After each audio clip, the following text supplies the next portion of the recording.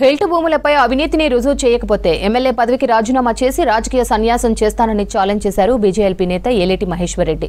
లంక బిందెల కోసమే Revanth Reddy health policy తీసుకొచ్చారని ఆరోపించారు. భూముల రీలొకేట్ పై సర్కార్కు స్పష్టత లేదన్నారు.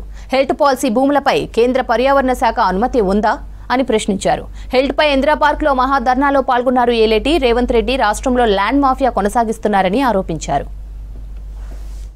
తెలంగాణ రాష్ట్రంలో జరుగుతున్నటువంటి అనేకమైనటువంటి కుంభకోణాలు, అనేకమైనటువంటి అవినీతి కార్యక్రమాలని ఎప్పటికప్పుడు భారతీయ జనతా పార్టీ ఈ రకంగా ధర్నాల ద్వారా, ప్రజా ఉద్యమాల ద్వారా మరి ప్రజానీకానికి చెప్పే ప్రయత్నం చేస్తూనే ఉన్నది.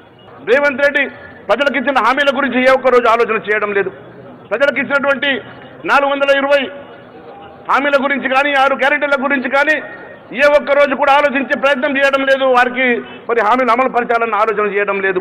నేను అనేక సార్లు హిల్ట్ పాలసీ గురించి మాట్లాడినా.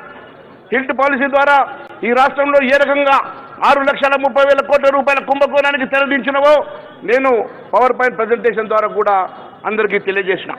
దాని గురించి జవాబు లేదు. ఈరోజు కేవలం వీళ్ళందరినీ కూడా ఇండస్ట్రీలు మూతబీసి వాళ్ళను రియల్టర్గా మార్చి తద్వారా భూములు కాజేయాలని ఆలోచిస్తున్నటువంటి రేవంత్ రెడ్డి గారు ఈ రోజు ఇండస్ట్రీలు మూపిస్తున్నారు కదా, మరి ఎక్కడ జరిపిస్తారు? ఎట్టి పరిస్థితుల్లో ఎస్యూ భూములు కాజే ప్రయత్నం మాత్రమే చేశారు. ఎప్పుడైతే కేంద్ర ప్రభుత్వం ఇంటర్వ్యూ అయిందో అప్పుడు మీరు వెనకడుగు వేయాల్సి వచ్చింది.